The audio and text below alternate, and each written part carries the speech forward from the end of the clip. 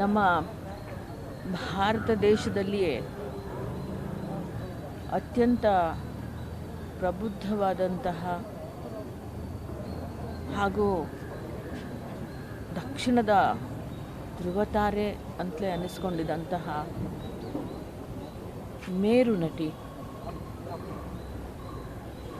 ಇವತ್ತು ನಮ್ಮ ಜೊತೆಯಲ್ಲಿ ಇಲ್ಲ ಅಂತ ಅನ್ನೋದು ಬಹಳ ದುಃಖದ ಸಂಗತಿ. ಅವರ ಒಂದು ವೃತ್ತಿ ಜೀವನದ ನಡೆದು ಬಂದಿರತಕ್ಕಂಥ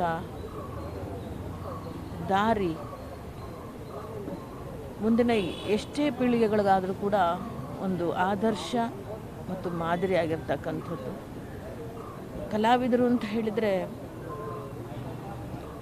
ಒಂದು ವೈಯಕ್ತಿಕ ಜೀವನ ಆಗಲಿ ಅಥವಾ ವೃತ್ತಿ ಜೀವನ ಆಗಲಿ ತನ್ನದೇ ಆದಂತಹ ರೀತಿ ನೀತಿ ಶಿಸ್ತನ್ನು ಬಯಸುತ್ತೆ.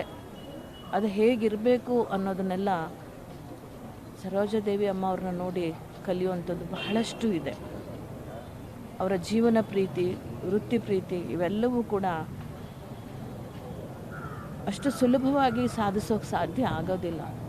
ನಟಿಯಾಗಿಯೂ ಅವರು ತುಂಬ ದೊಡ್ಡ ಸಾಧನೆ ಮಾಡಿದರು. ಅದು ಯಾರೂ ಸಾಧನೆ ಮಾಡಲಿಕ್ಕೆ ಇನ್ನು ಮುಂದೆಯೂ ಸಾಧ್ಯ ಆಗೋದಿಲ್ಲ ಅನಿಸುತ್ತೆ. ಯಾಕೆಂದರೆ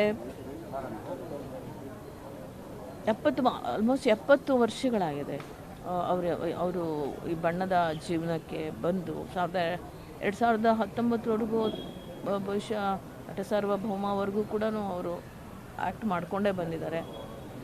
ಹಿರಿಯ ಜೀವ ನಮ್ಮ ಜೊತೆ ಇರಬೇಕಾಗಿತ್ತು, ನಾವು ಕಳ್ಕೊಂಡಿದ್ದೀವಿ.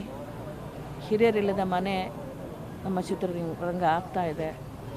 ಇವತ್ತು ಭಾರತ ದೇಶದ ಪ್ರತಿಯೊಂದು ಭಾಷೆಯವರು ಕೂಡ ಬಹಳ ಗೌರವದಿಂದ ಕಾಣ್ತಾ ಇದ್ದಂತಹ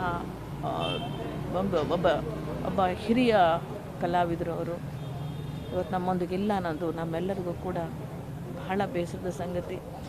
ಇವರಷ್ಟು ದೊಡ್ಡ ಸಾಧನೆಯನ್ನು ನಮ್ಮ ಕನ್ನಡದಲ್ಲಿ ಬಹುಶಃ ಪದ್ಮಭೂಷಣ, ಪದ್ಮಶ್ರೀ, ಅನೇಕ ಡಾಕ್ಟ್ರೇಟು, ಅನೇಕ ರಾಜ್ಯಗಳ ಪ್ರಶಸ್ತಿಗಳು ಹೀಗೆ ಪಡ್ಕೊಂಡವರಲ್ಲಿ ಬಹುಶಃ ನನಗೆ ಗೊತ್ತಿರೋ ಹಾಗೆ ಇವರೇ ಮೊದಲಿಗರು ಅಂತ ಅನಿಸುತ್ತೆ.